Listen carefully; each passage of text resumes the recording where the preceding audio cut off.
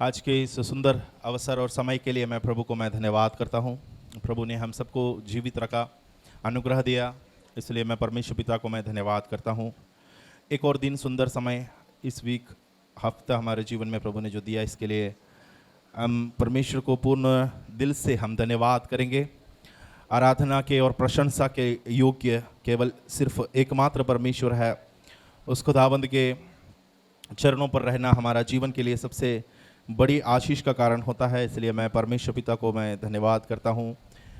आए सभी लोगों को वचन की ओर आपको ध्यान फेरने के लिए मैं इच्छा रखता हूँ कि परमेश्वर का कलाम को हम थोड़ी देर देखें। प्रभु के कलाम से हम मनन करेंगे। एक वचन को हम पढ़ेंगे, रोमियों की पुस्तक 8 अध्याय और उसका 14 वचन। कोई एक जन पढ़ने में मदद करेंगे। रोमियों की पुस्तक 8 अध्याय और उसका 14 वचन। इसलिए कि जितने लोग परमेश्वर के आत्मा के चलाए चलते हैं वे ही परमेश्वर के पुत्र हैं। Praise the Lord. अब सभी को वचन मिल गया होगा। रोमी 8 का 14 में लिखा है, इसलिए कि जितने लोग परमेश्वर के आत्मा के चलाए चलते हैं वे ही परमेश्वर के पुत्र है। वे ही परमेश्वर का पुत्र है। आत्मा के द्वारा चलाए जाना, स्पिरिट लेड लाइफ, पवित्र आत्मा के द्वारा जो हमें चला सकता है, परमेश्वर की आत्मा जो चलाता है, उस जीवन के बारे में हम आज कुछ देर वचन से हम देखेंगे कि पवित्र आत्मा के द्वारा चलाए जाना मसीह जीवन में कितना अधिक महत्वपूर्ण है। इस बात को आपको समझना बहुत ही आवश्यक होता है। हमारा जीवन के बारे में अगर हम देखें, बहुत सारे चॉइसेस हमारे जीवन में रहता है, चुनाव रहता है, विकल्प रहते हैं, ऑप्शन होते हैं। उसमें से कुछ डिसीजन, निर्णय हम लोग जो लेते हैं, अच्छा होने से, गुड डिसीजन लेने से या बेटर डिसीजन लेने से लाइफ हमारा अच्छा बनता है। कभी कभी बुरे डिसीजन हम अपने जीवन में ले लेते हैं। कुछ बैड डिसीजन लेने के द्वारा हमारा ज़िंदगी में कुछ बुराइयां पड़ती है। तो हमारा चुनाव में बहुत एक महत्व रहता है, हमारा जीवन का चुनाव में बहुत महत्व रहता है करके हम लोग समझ सकता है। बाइबल में लिखा है, कई लोग अपने जीवन को एक ऐसी चौराहा पर खड़ा करते हुए वो समझते हैं कि बाएं मुड़ूं दाएं मुड़ूं, ऐसे कंफ्यूजन में भी रहने वाले बहुत सारे लोग हैं। उनके जीवन में कोई डिसीजन लेने का एक एबिलिटी, बोलते सामर्थ्य उनके पास नहीं है।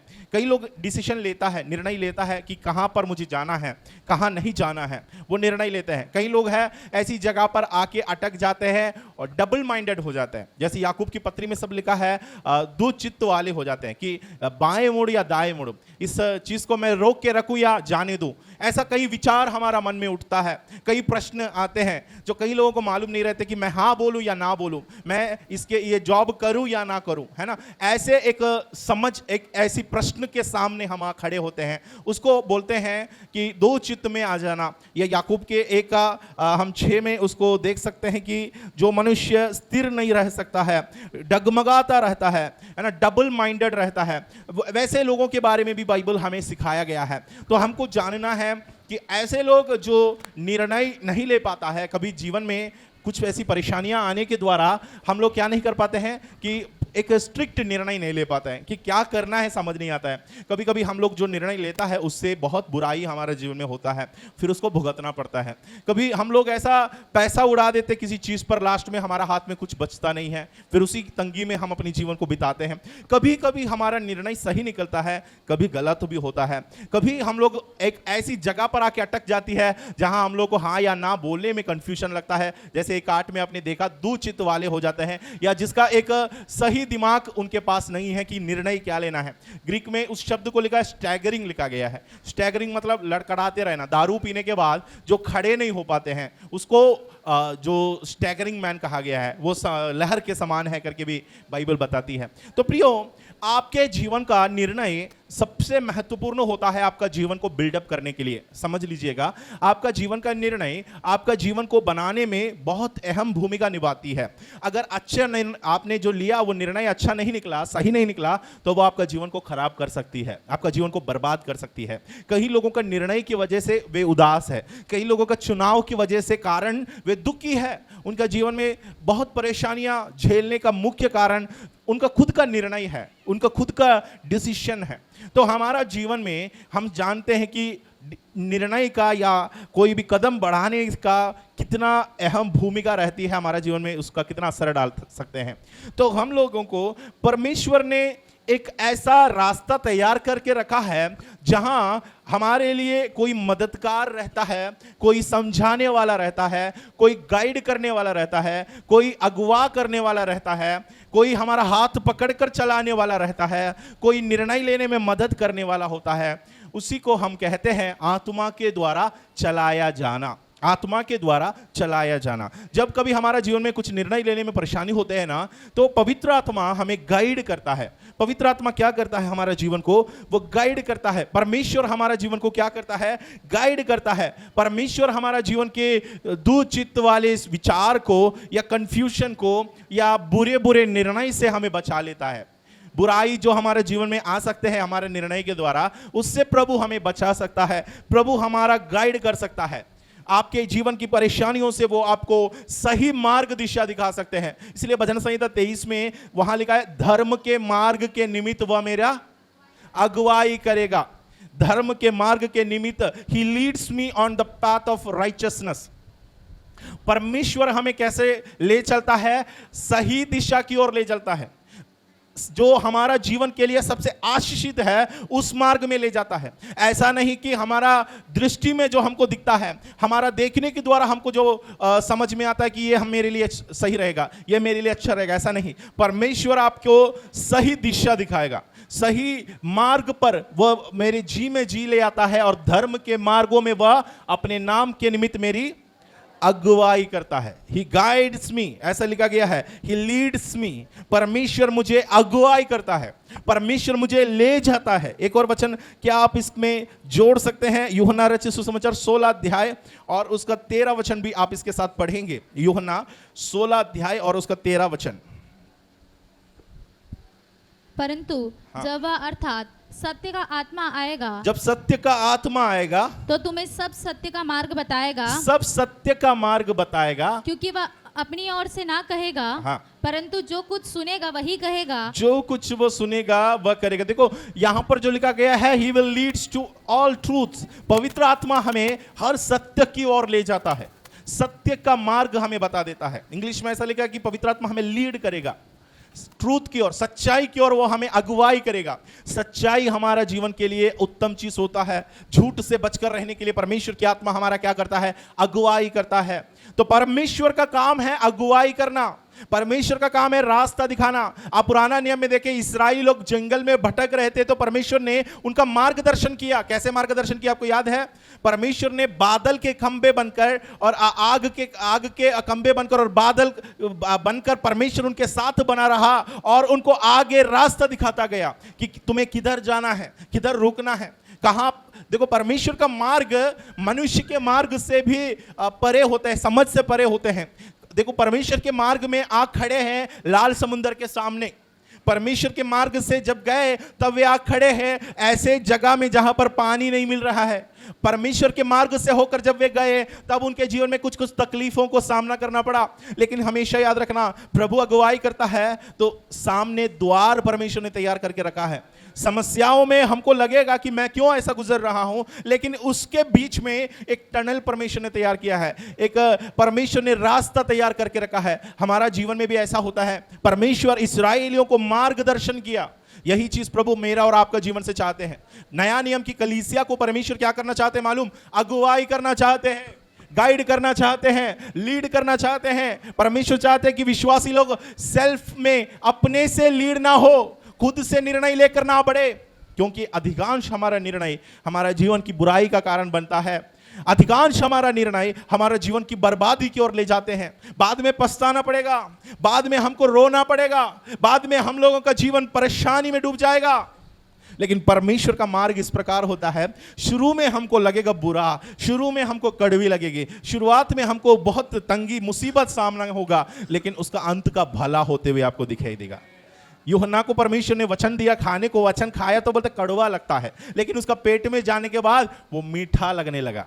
परमेश्वर का काम ऐसा है, शुरू में हमको कड़वी लगता है। ऐसी परेशानियों को सामना जब होते हुए देखेगा तो आपको लगेगा इतना कड़वाहट क्यों है मेरे जीवन में, इतनी बुराई क्यों है, कई लोग ऐसा गलत शिक्षा के द्वारा लोगों को बरगला कर रखा है या बहका कर रखा है कि ये बोलकर कि तुम तुरंत विश्वास में उतरोगे, तुम आशीषित हो जाएगा। परमेश्वर का सही रास्ता ना पहचान कर संसार की गतियों पर चलने वाले, संसार के मार्ग पर जाने वाले लोग हैं। लेकिन बाइबल क्या कहती है, बाइबल क्या सिखाती है, इस पर हमको ध्यान देना है। बाइबल सिखाती है एक आत्मा के अगुवाई में चलने वाला एक जीवन है जो परमेश्वर चराता है। यीशु मसीह अच्छा चरवाहा है। अच्छा चरवाहा भेड़ों को अपना रास्ता दिखाएगा, वो किधर से गुजरना है, किधर से नहीं जाना है वो समझाएगा। चरवाहा के समान वो सामने खड़े रहकर हमारे लिए वो मार्ग को तैयार करते हैं। तो हमारा जीवन में परमेश्वर की एक इच्छा है कि हम कैसे चलना है, आत्मा में कैसे चलना है, आत्मा के चाल कैसे चलना है। कई लोगों को इसका मतलब नहीं मालूम है। आत्मा के अनुसार चलना मतलब लोगों को लगता है केवल अन्य भाषा बोलता रहना। कई लोग ऐसा लगता है अन्य भाषा बोलते रहना नहीं होता है आत्मा के द्वारा चलाए जाना। कई लोग होते हैं ना आराधना में उछल कूद करते हैं, यह आत्मा का चलना नहीं है। आत्मा की अगुवाई है, आत्मा का वरदान है, फल है। लेकिन आत्मा के द्वारा चलाए जाना केवल 2 घंटे का काम नहीं जब हम परमेश्वर का भवन में उपस्थित रहते हैं। केवल 2 गीत गाते समय जो आपके अंदर प्रेरणा होती है, यह नहीं आत्मा का चलाना। आत्मा का चलना चर्च में भी होगा, बाजार में भी होता है। आत्मा के द्वारा चलना यहां भी होगा, घर में भी होगा, हर जगह में होगा।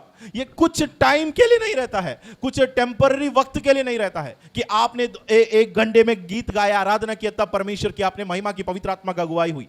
इसलिए नहीं होता। ये हमेशा का जीवन है, ये हमेशा का जीवन है जो बाइबल हमें सिखाती है। वो परमेश्वर का एक चाल है जो प्रभु हमारा जीवन से देखना पसंद करता है। आत्मा के अनुसार चलने का अर्थ क्या होता है? ये एक डे टू डे लाइफ में प्रतिदिन का मेरे जीवन का एक चाल चलन है जो परमेश्वर पसंद करता है। आपको मालूम है पुराना नियम में परमेश्वर ने प्रभु के लिए रहने का स्थान, पवित्र स्थान, सैंक्चुरी बनाने को कहा। आपको मालूम होगा परमेश्वर ने जहां पर भी अपने लिए रहने का एक भवन बनाने को कहा है, उसका पूरा डिजाइन किसने बता दिया था? परमेश्वर ने स्वयं बताया है कि नहीं?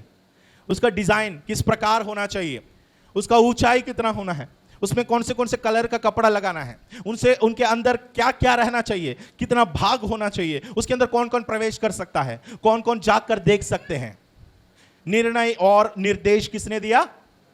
अपने लिए। परमेश्वर का भवन है तो उसका आधार, उसका डिजाइन, उसका जो रूप परमेश्वर की ओर से होता है। प्रभु जो कहेगा वैसे ही बनाना पड़ता है कि नहीं? मूसा अपनी मर्जी से बनाया था क्या परमेश्वर का भवन? प्रभु का मंदिर सुलेमान अपनी इच्छा से बनाया? नया नियम में वचन में लिखा है तुम परमेश्वर का, तो तुम्हें कौन बनाएगा? खुद बन सकते हैं कि परमेश्वर के द्वारा बनाया जाना चाहिए? मैं अपनी मर्जी का कपड़ा पहन सकता हूं, मैं अपनी मर्जी का डिजाइन कर सकता हूं, मैं अपनी इच्छा के अनुसार मैं अपना रूप को तैयार कर सकता हूं? बताइए। मूसा ने नहीं किया, सुलेमान ने नहीं किया। अब नया नियम में वचन में लिखा है तुम परमेश्वर के मंदिर हो, परमेश्वर की आत्मा तुम्हारे अंदर। तो हमारा रूप, हमारा डिजाइन, हमारा फॉर्म, हमारा आकार किसकी ओर से होता है? किसके निर्देश के अनुसार, किसकी डिजाइन, किसकी इच्छा के अनुसार होना चाहिए? तभी ये परमेश्वर का मंदिर बनेगा, तभी आप परमेश्वर का भवन बनोगे। संसार के रूप के अनुसार नहीं, संसार के समान नहीं। परमेश्वर का एक रूप है, परमेश्वर का एक आकार है, परमेश्वर का एक इच्छा है। उसके अनुसार हमको अपने जीवन को डिजाइन करने से हम भी परमेश्वर का मंदिर बनता जाएगा। तभी हम परमेश्वर का मंदिर कहला सकते हैं, क्योंकि परमेश्वर के मंदिर मनुष्य के हाथों से नहीं बनाया जा सकता है। वचन में लिखा परमेश्वर का मंदिर परमेश्वर के द्वारा बनाया गया है। मनुष्य के हाथों के द्वारा बनाए गए मंदिरों में प्रभु वास। तो आपके अंदर परमेश्वर वास करना है तो आपके हाथों के द्वारा आपका जिंदगी नहीं बनना चाहिए। कई लोग अपने लाइफ को आकार देने लगा है, कई लोग अपने जीवन में निर्णय लेने लगा है, कई लोग अपने मन मर्जी का काम करने लगा है, और वे कहते हैं मैं परमेश्वर का भक्त हूं, और वे कहते हैं मैं परमेश्वर का आराधक हूं। तुम गलत फहमी में हो। अगर तुम परमेश्वर का मंदिर है, तुम्हारा जीवन को रूप देने वाला परमेश्वर है, तुम्हारा जीवन का आकार परमेश्वर देगा। प्रभु जो बोलोगे वही आप पहनोगे, परमेश्वर जो बोलेगा वही आप बोलोगे। जहां प्रभु देखने को बोलता है वहीं देखेंगे, जहां जाने को बोलता है वहीं जाएंगे। अन्यथा अगर मैं अपने जीवन को चलाने चालू करूंगा, याद रखना मेरा जीवन परमेश्वर का मंदिर नहीं बन रहा है, मेरा जीवन अपना घर बनते जा रहा है। मैं खुद का घर बना रहा हूं। अगर खुद का घर है तो वहां रहने वाला मैं, मेरा बीवी, मेरे बच्चे, वे सब रहेंगे। परमेश्वर आपको अपना घर बनाने के लिए नहीं बुलाया, परमेश्वर ने परमेश्वर का मंदिर खड़ा करने के लिए बुलाया। वो मंदिर आप स्वयं हो, वो मंदिर आप है, तो आपको बनना चाहिए परमेश्वर की इच्छा के अनुसार। तो आज हम देखेंगे परमेश्वर की आत्मा के द्वारा चलाया जाना, इसका मतलब क्या है। तो हमारा जीवन में बहुत सारी ऐसी चीजें हैं जो हमको शुरू करना पड़ता है, बहुत सारी ऐसी चीजें हैं जो हमको स्टॉप करना भी पड़ेगा। बहुत सारी ऐसी चीजें हैं जो अभी तक आपने शुरू नहीं किया तो शुरू करना पड़ेगा। बहुत सारी ऐसी भी चीज है जो आपने अभी तक उसको बंद नहीं किया तो बंद करना पड़ेगा। स्टार्ट एंड स्टॉप कुछ पॉइंट है जो जिसके द्वारा हमको पता चल जाएगा कि हमारा जीवन में क्या क्या चीज छोड़ना है, क्या शुरू करना है, क्या जोड़ना है, क्या छोड़ना है। ये ध्यान दीजिएगा, आपको क्या छोड़ना है और क्या जोड़ना है। ये दोनों में से आपको परमेश्वर के आत्मा की अगुवाई का जीवन मिल जाएगी। कितने लोग चाहते हैं मुझे पवित्र आत्मा की अगुवाई में जीना है? क्या सच में आप चाहते हैं? परमेश्वर के चाल, प्रभु की आत्मा की अगुवाई में मुझे चलना है। कहीं ऐसा ना हो कि मैं निर्णय लिया फिर लास्ट में गड्ढे में मैं उतरूं। ऐसा ना हो कि मैंने निर्णय लिया बाद में मेरे जीवन में बुराई बुराई आ पड़े। इसलिए हम चाहते कि परमेश्वर की मार्गदर्शन में, प्रभु की अगुवाई में हमारा जीवन आगे बढ़ते जाए। प्रभु की अगुवाई में जीवन आगे बढ़ना है। कुछ चीजें हैं जो हमको बंद करना है, कुछ चीजें हैं हमको रोकना है, कुछ चीजें हैं हमको छोड़ना है। पहले हम उसमें जाएंगे। कई चीजें हैं जो परमेश्वर पसंद नहीं करते हैं, परमेश्वर की आत्मा के द्वारा अगर चलाए जाना है। पहली बात हम वचन में से देखेंगे, निर्गमन की पुस्तक 23 अध्याय और उसका 2 वचन। निर्गमन की पुस्तक 23 का 2। बुराई करने के लिए ना तो बहुतों के पीछे हो लेना और न उनके पीछे फिर के मुकदमे में न्याय बिगाड़ने को साक्षी वचन में रहना। लिखा बुराई करने के लिए ना तो बहुतों के पीछे, do not follow the crowd. English में लिखा इन डूइंग रॉन्ग, भीड़ के पीछे नहीं जाना। बुराई करने के लिए बहुतों के पीछे ना जाना। पहली शिक्षा आपके लिए, आई can't follow the culture that doesn't follow God. परमेश्वर को जो फॉलो नहीं करते हैं वो कल्चर मैं अपना नहीं सकता हूं। जहां जिस संस्कृति में या जिस रीति रिवाज में, जिस मर्यादा में परमेश्वर का जगह नहीं है, उस चीज को मैं कैसे अपना सकता हूं? भीड़ के पीछे मैं नहीं जा सकता। वचन में क्या लिखा है? बहुतों के पीछे ना हो लेना। शाऊल का गलती क्या था आपको मालूम है? भीड़ को जाते देखकर उसने जल्दी से हड़बड़ी से बलि चढ़ाया, क्योंकि उसने भीड़ को देखा। उनके साथ जितना भीड़ था, लड़ाई करके कुछ कुछ सामान वहां से लेकर आया, जीव जंतुओं को जिंदा पकड़कर लेकर आया। प्रभु ने पूछा, बेटा मैंने कहा तो कुछ नहीं लाना। ये कहते हैं मैं परमेश्वर को भेंट चढ़ाने के लिए, बलि चढ़ाने के लिए लाया। और जब वो सांझ होते देखा, शमूएल भविष्यवक्ता वहां आया तक नहीं। उससे पहले भीड़ को देखा तो भीड़ निकलते जा रहे। भीड़ को खुश करने के लिए कुछ किया, भीड़ को प्रसन्न करने के लिए किया। उसने क्या किया? जल्दी से बलि चढ़ाने लगा, लोग जाते हुए देखकर। आजकल आपका चाल लोगों के पीछे है या परमेश्वर के वचन के पीछे है? जरा सोचकर देखो। बहुतों के पीछे हमको नहीं चलना है। बहुत लोग कर रहे हैं इसलिए वो सही है, कभी नहीं बोल सकता है। हम बोलते हैं ना आज सब तो यही कर रहे हैं, सब लोग यही करते हैं, सब लोग यही कर रहे हैं इसलिए मैं ये काम नहीं कर सकता हूं। आजकल ट्रेंड के पीछे है। वहां पर किसी बहन ने दिखा दिया ये ट्रेंड है। इंस्टाग्राम, फेसबुक में सब देखने से बहुत सारा ट्रेंड। बीच में मैं देखा तो सब लोग एक लाल साड़ी पहनकर खड़ी हो जाती है, पता नहीं कहां से भूत आ गया। सब लोगों का लाल साड़ी पहन के खड़ी है, जवान बुढ़े बुढ़ी सब लाल साड़ी पहन के खड़ी है। और उसके नीचे मैं प्रभु में जानने वाले लोग भी इसके नीचे कमेंट में लिखा है, आखिर मैंने भी ये किया है। फाइनली मेरा भी पोस्ट देख लो। शर्म करो मसीह लोग, जब तुम संसार के ट्रेंड के पीछे भागते हैं। दुनिया का ट्रेंड के अनुसार चलना बहुत मजा आ रहा है मसीह लोगों को। वहां पर उन लोगों ने वो लगाया तो हम भी करके दिखाएंगे। उन लोगों ने आधा फटा कपड़ा पहना तो हम भी वही लगाएंगे। उन लोग वैसे साड़ी पहन के दिखा रहे हैं हमको, तो चलो हम क्यों ना करें। मम्मी पापा हमें भी ऐसा साड़ी चाहिए। परेशान करना चालू कर देता है। किस लिए है? लोगों को दिखाने के लिए। आज दुनिया लोगों को दिखाने के लिए कुछ करते हैं। एक बार एक बेटी का हाथ, उंगली कट गई, चाकू से उंगली कट गई। मम्मी को बोली, मम्मी मेरी उंगली कट गई, क्या लगाओ? मम्मी बोली, बेटी स्टेटस लगा दो। हैं? स्टेटस लगाओ, और क्या लगाएंगे? यही तो करते हैं। उंगली कट गई तो दवाई नहीं लगाते, स्टेटस लगाते व्हाट्सएप में। उंगली कट गई तो दिखाते हैं। सब दिखावटी का जीवन है। आप जरा सोचकर देखो, दिखावटी का जीवन।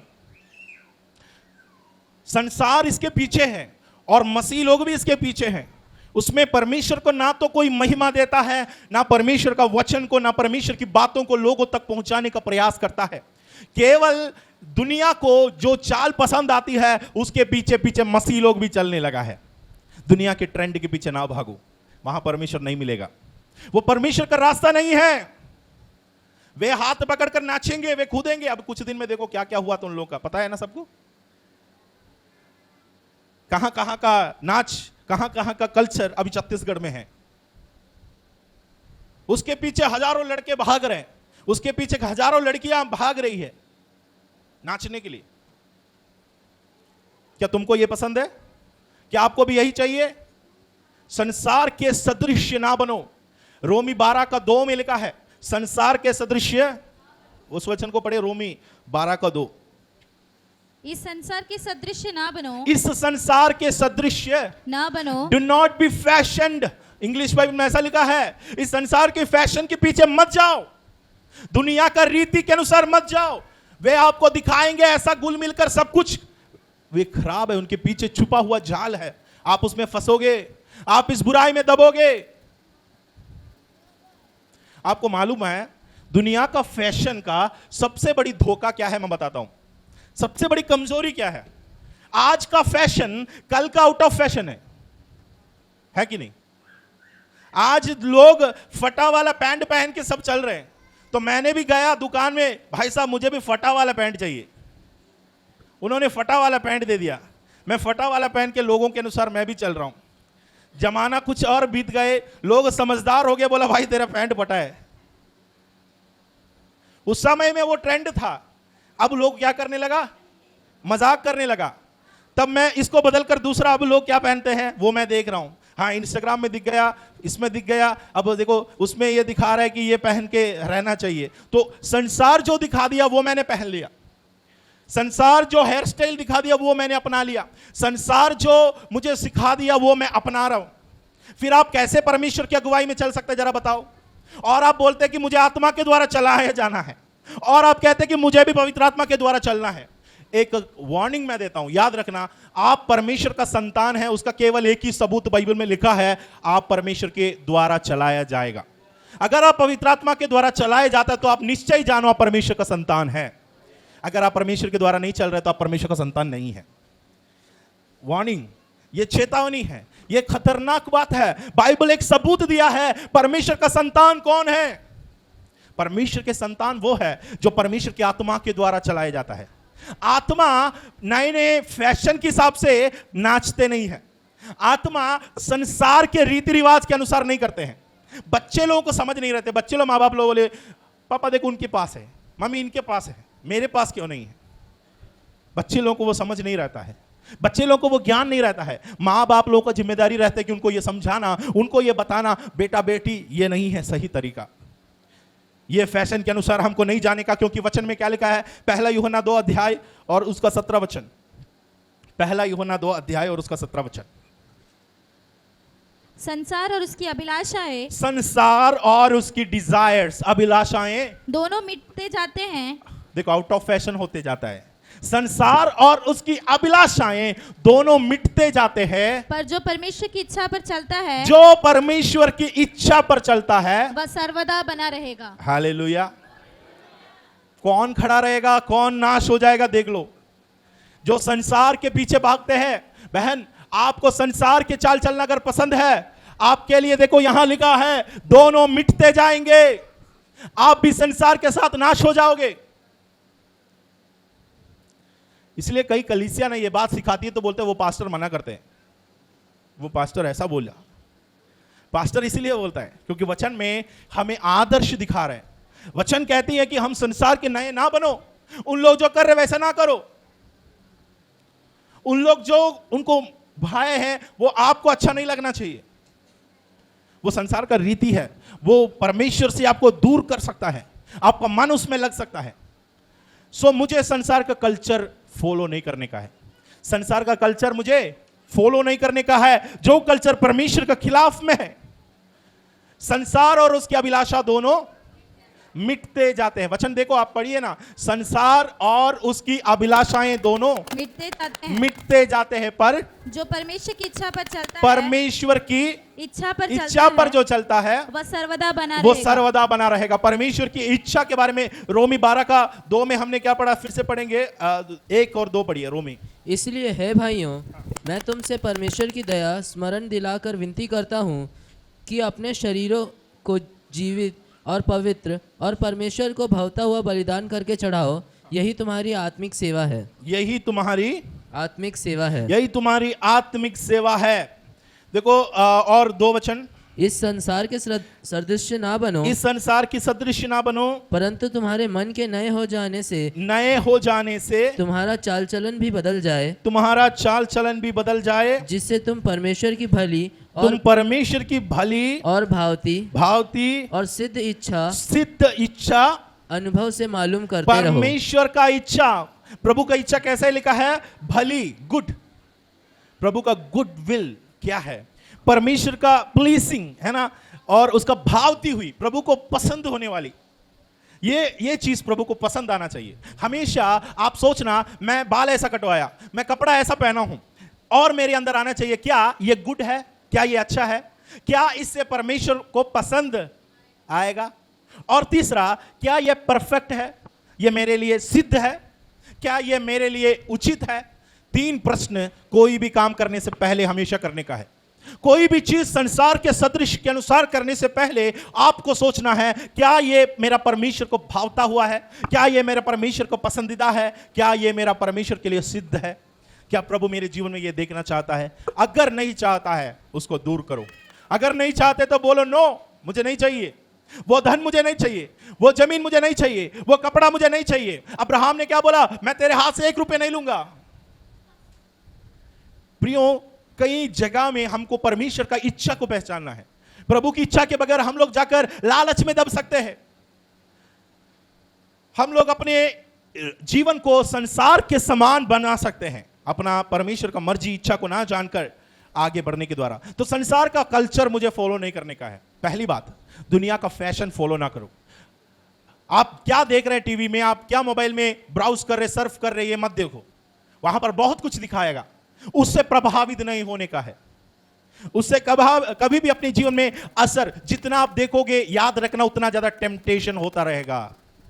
जितना अधिक लोगों का स्टाइल देखते रहोगे, उतना अधिक अपने भी जीवन में उतारने का मन करेगा। फिर याद रखो, तुम परमेश्वर का मंदिर का डिजाइन से कुछ और डिजाइन बन जाएगा। प्रभु की इच्छा का भवन नहीं बनेगे तो परमेश्वर अंदर वास नहीं करेगा, प्रभु वास नहीं करेगा, परमेश्वर नहीं चलाएगा। परमेश्वर जहां वास करते हैं वहां परमेश्वर उनको चलाता है।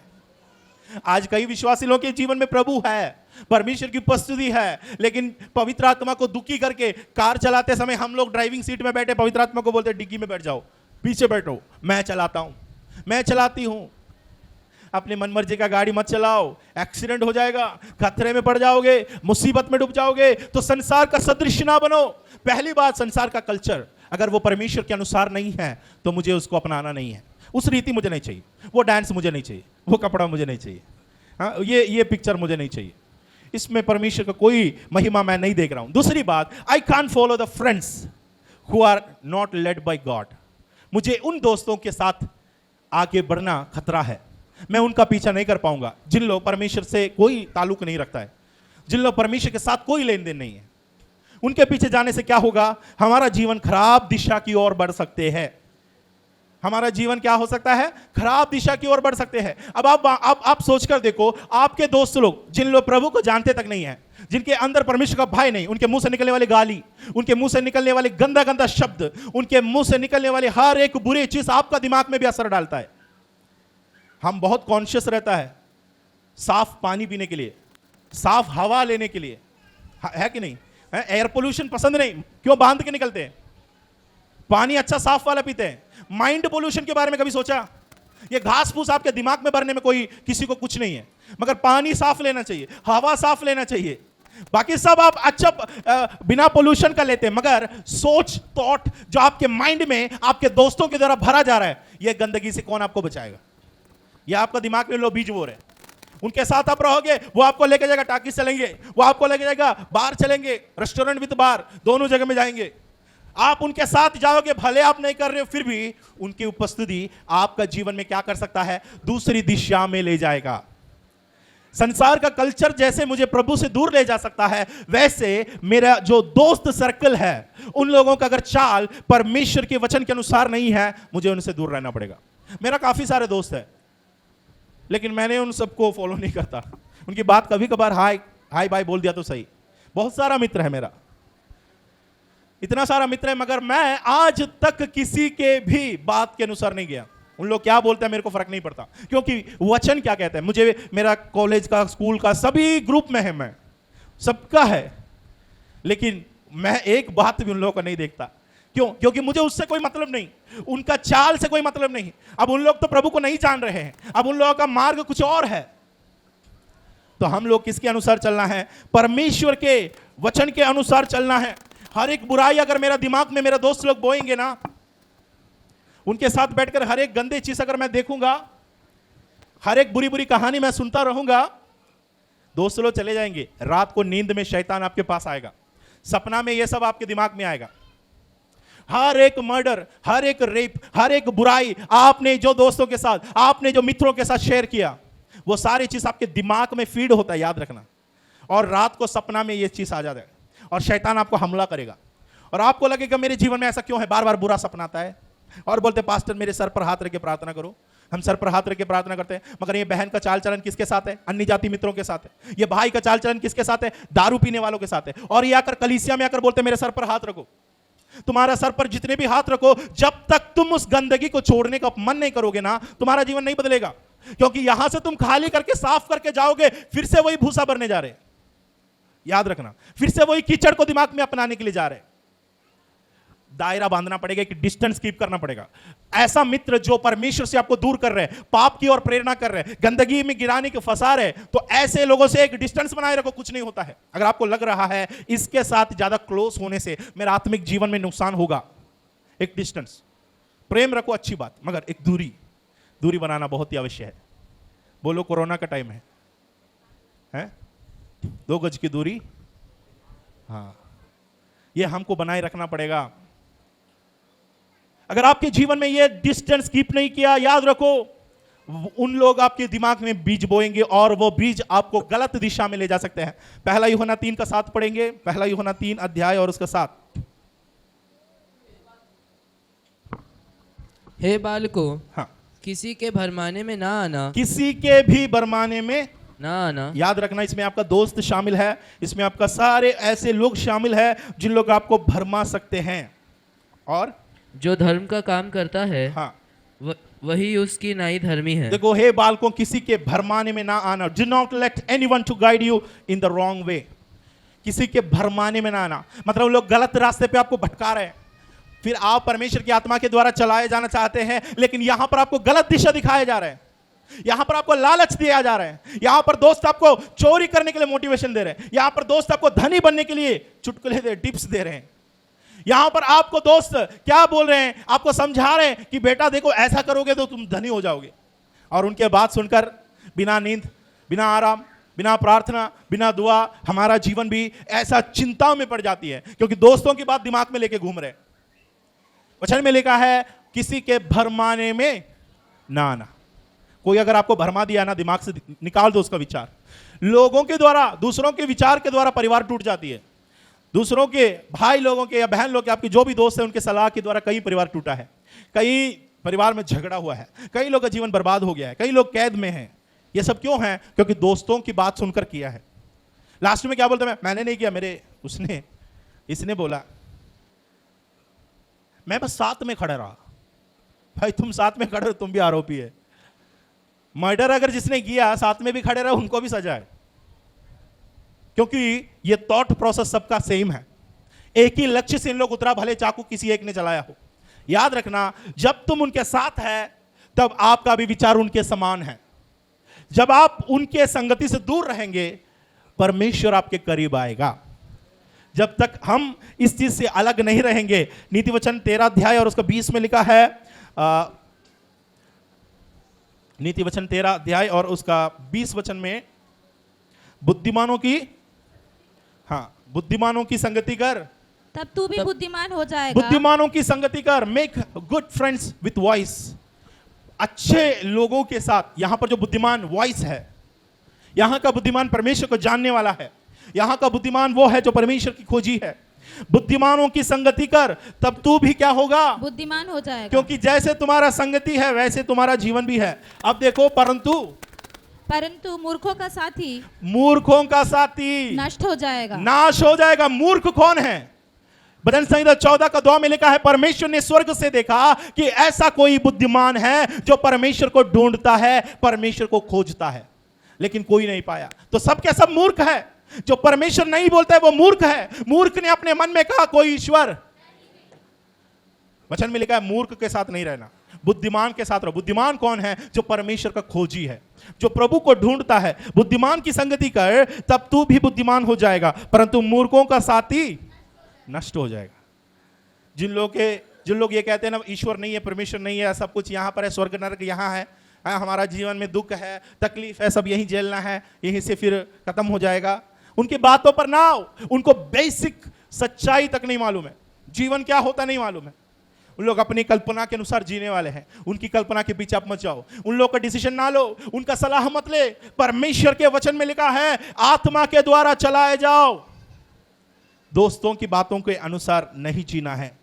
बाइबल हमें सिखाती जरूर है, उन लोगों से प्यार करना है, प्रेम करना है, लेकिन उनके जैसे हमको नहीं करना है।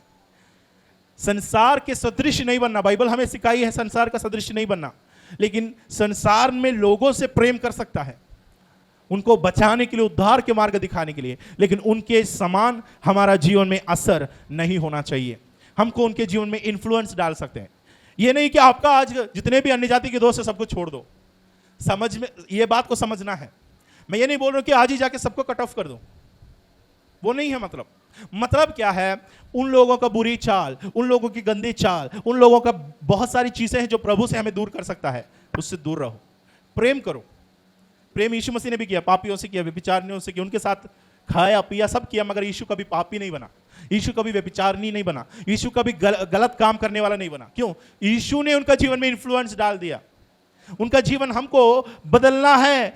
यिर्मयाह 15 का 19 पढ़ेंगे। यिर्मयाह 15 का 19।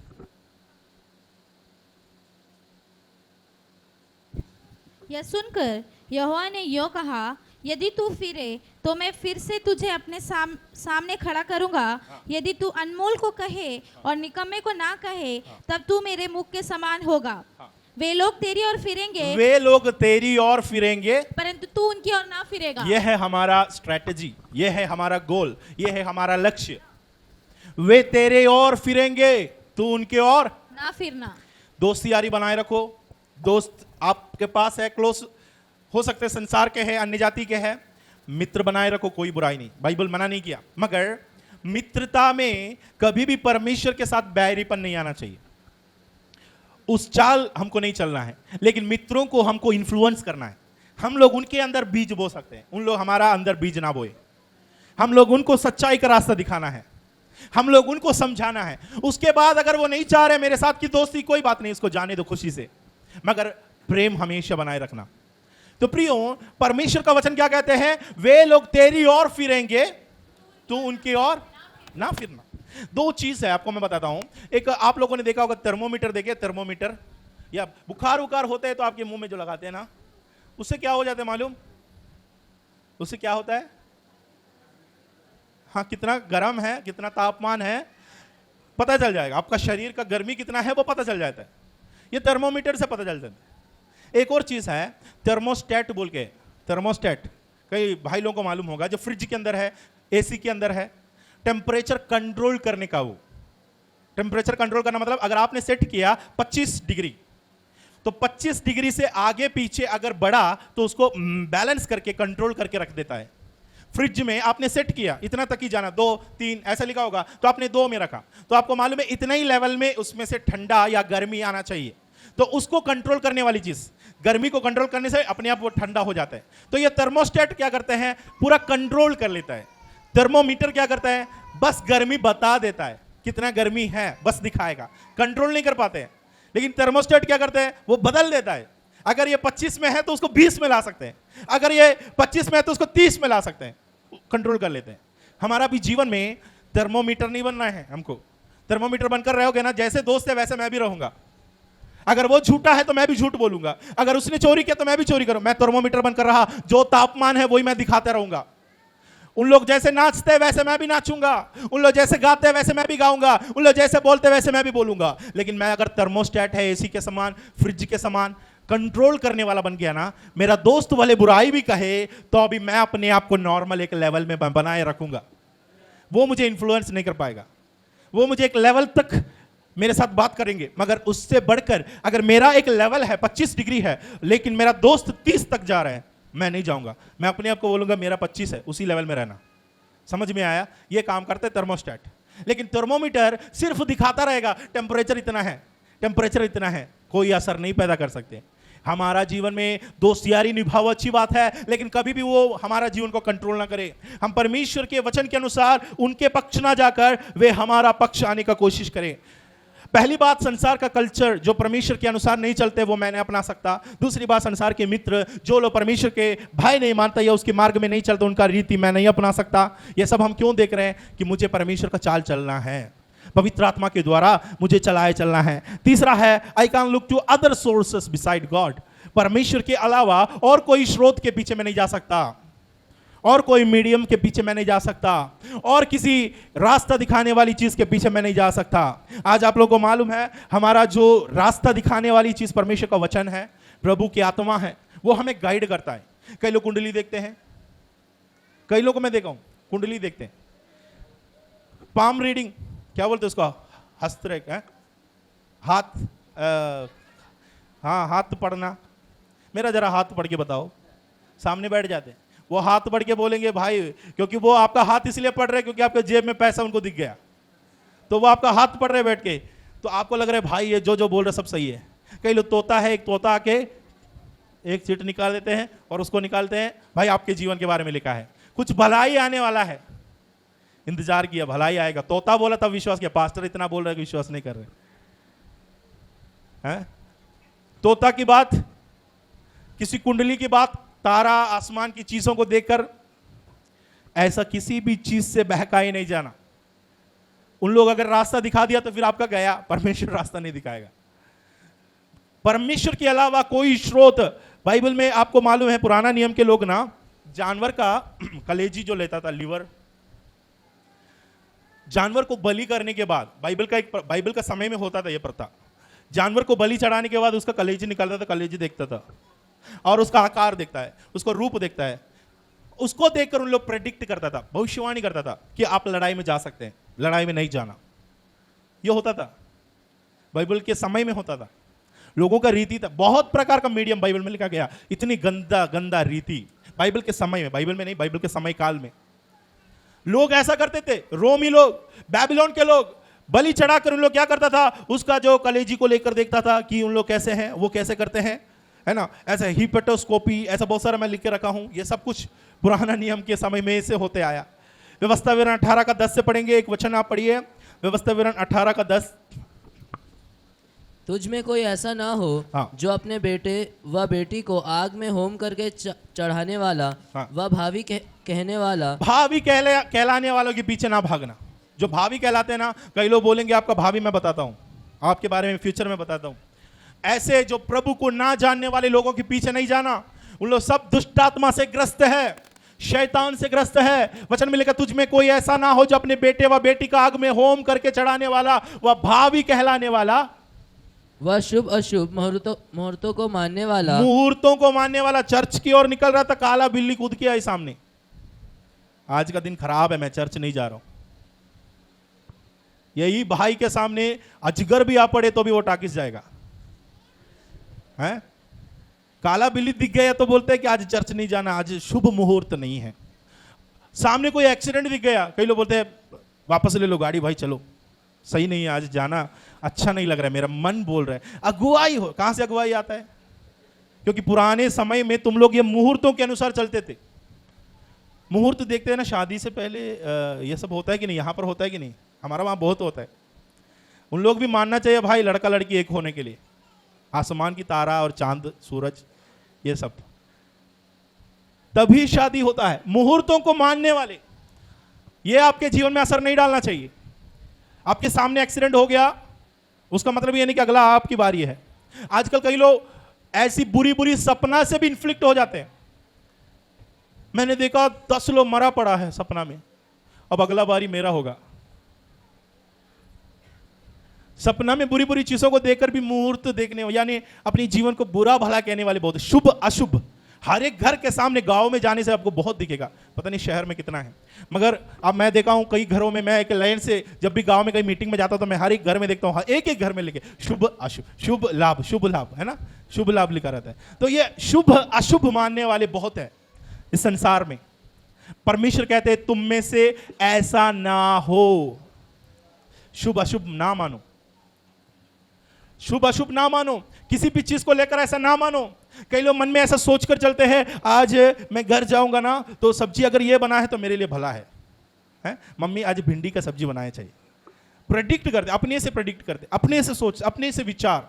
परमेश्वर कहता है ऐसी चीजों पर विश्वास ना करो। शुभ अशुभ मुहूर्त मानने वाले ढोना और तांत्रिक, ढोना तांत्रिक और नीचे वह बाजीगर, वह ओझों से पूछने वाला, ओजो बोर्ड ओजों से पूछने वाला, वह भूत साधने वाला, भूत साधने वाला, वह भूतों का जगाने वाला हो, भूतों को जगाने वाला हो। ऐसे वालों के पीछे मत जाओ। ऐसे वालों के पीछे तुम जाओगे, बाद में हमारा टास्क बढ़ जाते हैं, तुम दुष्ट आत्मा से भरकर आ जाते, फिर उसको निकालना हमारा काम रहता है। तो यहां पर लिखा है ऐसी चीजों के पीछे ना जाओ। जादूगर है, बाजीगर है, कोई भी घर हो, आप उसके पीछे ना जाओ। इसके पीछे जाओगे तो क्या होगा? आपके अंदर दूसरा कुछ आएगा, याद रखना। यह परमेश्वर ने सख्त मना किया। शाऊल राजा ने एक बार ना भूत को जगाने वाले के पास गया। एक तांत्रिक एक औरत के पीछे गई और बोले कि मेरे लिए शमूएल को लेकर आना। शमूएल मर गया था और उस समय तक कोई आवश्यकता नहीं किससे मैं कुछ सवाल जवाब करूं, कि आगे बढ़ूं नहीं, लड़ाई करूं नहीं, कोई नहीं है पूछने के लिए, पूछताछ करने वाला कोई नहीं। तो ये जाकर एक जादूगर एक स्त्री के पास जाकर क्या बोली मालूम? मेरे लिए शमूएल को जगाकर लाना, मैं शमूएल से बात करना चाहता हूं। और इस बहन ने जादू टोना किया और शाऊल देखते देखते ऐसा लग रहा है कि जैसे दर्पण टाइप का होता है ना, उसमें शमूएल जैसे शक्ल उनको दिखाई दे रहे हैं। भूत आपको बहकाएगा। वचन में लिखा है शैतान स्वयं कैसे रूप में आएगा? स्वर्गदूत के समान आ सकता है। उजियाला में वो स्वर्गदूत बनकर भी आ सकता है। आपको धोखा देने के लिए बोलेगा मैं जिब्राइल हूं। आपको धोखा देने के लिए वो बोलेगा मैं परमेश्वर के स्वर्गदूत हूं। धोखा है। आज सोचो, परमेश्वर का वचन में लिखा है ऐसा किसी चीज के पीछे तुम्हें नहीं जाना, किसी भी चीज को अपना लाइफ स्टाइल नहीं बनाना। कुंडली मत देखना, आपके हाथ किसी को पढ़ने मत देना, सर पे हाथ किसी को रखने मत देना। कोई भी बुजुर्ग हो, कोई भी बुढ़ा हो, आप याद रखना परमेश्वर का अभिषिक्त नहीं है, प्रभु का भक्त नहीं है, उनका हाथ रखना आपके लिए खतरा है। उनके अंदर का हर एक भूत आपके अंदर आ जाएगा। इसलिए याद रखना, परमेश्वर को छोड़कर मुझे किसी भी मीडियम के पीछे नहीं जाना। नाना दादी मर गया तो मर गया, चले गए, अब उनके पीछे नहीं जाना। अब उन लोग आएंगे दोबारा मुझसे बात करेंगे सोचकर बैठते, बिल्कुल नहीं आएगा। आएगा तो शैतान आएगा। तो परमेश्वर का वचन में लिखा है ऐसे चीजों से हमको क्या नहीं होना है? प्रभावित नहीं होना है। अगली चीज, मैं अपनी परिस्थितियों के अनुसार भी नहीं चलाया जा सकता है। मेरा परिस्थिति भी मुझे धोखा देगी। परिस्थिति भी क्या कर सकता है? हमें धोखा दे सकता है। कुछ कुछ सिचुएशन हमको लगेगा कि हमें वो धोखा दे रहा है। सर्कमस्टेंसेस कैसे होता है? कभी होता है ना, हम लोग को लगेगा अगर सब कुछ ठीक बन रहा है तो हमको लगेगा ये प्रभु की ओर से है। कई लोग ऐसा गलत धारणा है। उदाहरण के तौर पर मैं बताता हूं, योना को देखना, परमेश्वर के कलाम से भागकर वो गया, प्रभु की बात ना सुनकर परमेश्वर कहां जाने को कहा, मगर वो गया कहां? अब ये तर्शीश की ओर भाग रहा है। तो तर्शीश की ओर भाग रहा, परिस्थिति क्या है देखो, वही हार्बर में तर्शीश के लिए एक जहाज खड़ी है और ये बंदे के पास पैसा भी है, और टिकट काउंटर पे गया तो बोलते तर्शीश के लिए टिकट भी है। पूछा गया तो उसके अंदर बैठने का जगह नहीं, लेटने का जगह है। मैं होता तो बोलता ये तो प्रभु की मर्जी है। ये क्या है? परमेश्वर का इच्छा है ना, क्योंकि सब कुछ देखो बढ़िया चल रहा है, सब कुछ आराम से हो रहा है। ऐसा परिस्थितियों पर बिलीव नहीं करना। कई लोग होते हैं परिस्थितियों पर विश्वास करते हैं, बोलते वीजा मेरा आ गया, ये तो प्रभु की मर्जी होगा ना, टिकट मुझे भिजवा दिया, शादी का बात तो हो ही गई, ये जॉब में मुझे वो पसंद किया। परिस्थिति मत देखना, परिस्थिति धोखा दे सकता है, याद रखना। सब कुछ बढ़िया है, योना को टिकट तक मिल गया, सफर भी चालू हो गया, आधे रास्ते में पता चला कि ये परमेश्वर का रास्ता नहीं है, ये प्रभु का मार्ग नहीं है, मैं धोखा खाया। प्रियो, ऐसा हमारा जीवन में परिस्थितियां हमें धोखा दे सकती है। कभी कभार हमें लगेगा कि मैं शायद एक पास्टर होने के लिए नियुक्त किया हूं। मेरा एक दोस्त है, मैं प्रभु की सेवा चालू किया, उसके बाद वो कॉल किया मुझे, बोला कि मैं भी सेवा करना शुरू किया। मैं बोला बहुत बढ़िया बात, आपको कैसे अगुवाई हुई? क्योंकि मैं आपको देख रहा था तो आप कोई और काम में, बिजनेस में वो बहुत मतलब आगे बढ़ रहा था। वो बोला नहीं नहीं, मुझे भी एक इंट्यूशन हुआ, मुझे भी अंतरात्मा मेरे अंदर बोलने लगा, मुझे भी अगुवाई हुई, और जब मैं देखा तो सब कुछ बढ़िया बन गया। कोई मुझे अगुवाई कर रहे हैं बाइबल ट्रेनिंग के लिए, और मैं 3 साल पढ़ाई किया, मेरा पढ़ाई में सबसे आगे निकला, सबसे फर्स्ट मैं कॉलेज में था। परिस्थितियां सब उनको साथ दिया। ये बंदा निकला सेवा करने, 1 साल भी सेवा नहीं कर पाया, छोड़कर चले गए। अब वापस कुछ और काम कर रहा है। परिस्थिति धोखा देता है। कभी कभी हमको लगेगा कि परमेश्वर ये परिस्थितियों से होकर हमसे बात कर रहे हैं। परिस्थितियों पर बिलीव ना करो। मैंने बोला सर्कमस्टेंस को मत देखो, चारों तरफ की स्थिति क्या है मत देखो, वो धोखा देगा। अब्राहम को देखो, वो परिस्थिति को कंसिडर नहीं किया। परिस्थिति क्या है? बच्चा नहीं हो पाएगा। शरीर क्या बोलता है? लॉजिक क्या बोलता है? बच्चा नहीं होगा। शरीर निर्जीव है, सारा का कोख बंद है। अब्राहम के अंदर रिप्रोडक्शन का पावर नहीं है, सामर्थ्य नहीं है। परिस्थिति क्या कहती है? मेडिकल साइंस क्या कहती है? दुनिया क्या बोलते हैं? सब बोलते हैं बच्चा नहीं हो पाएगा। मगर अब्राहम ने किस पर विश्वास किया? जो मृतक को जिला सकता है, उस परमेश्वर पर विश्वास किया। अब्राहम का शरीर मरा हुआ दशा में है, मगर उसने विश्वास किया जीवित करने वाला परमेश्वर पर। परिस्थितियों पर विश्वास कभी नहीं करना। परिस्थिति क्या कहती है उस अनुसार मत चलना। कई लोग होते हैं ना, कर्ज में दब जाते, बोलते हैं अब कोई रास्ता नहीं। संसार क्या कहते हैं, क्या करते हैं ऐसी स्थिति में? संसार क्या करते हैं, हम भी वही करें, और उन लोग और बड़े फंदे में फंस जाते हैं। परिस्थितियों के अनुसार हमारा चाल नहीं चलने का है, क्योंकि परिस्थिति हमें धोखा दे सकता है। परिस्थिति के अनुसार आगे बढ़ोगे क्या हो जाएगा? एक और घटना मैं बता देता हूं। प्रेरितों की पुस्तक 27 अध्याय और उसका 10 वचन से हम पढ़ेंगे। प्रेरितों की पुस्तक 27 का 10।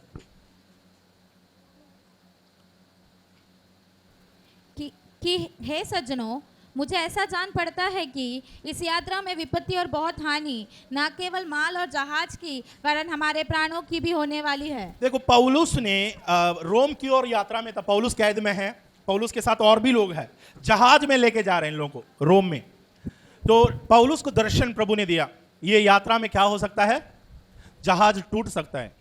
पौलुस ने उन लोगों को समझाया, हे सज्जनों, मुझे ऐसा जान पड़ता है कि इस यात्रा में विपत्ति और हानि ना केवल माल और जहाज की, वरन हमारी प्राणों की भी हो सकती है ना, होने वाली है।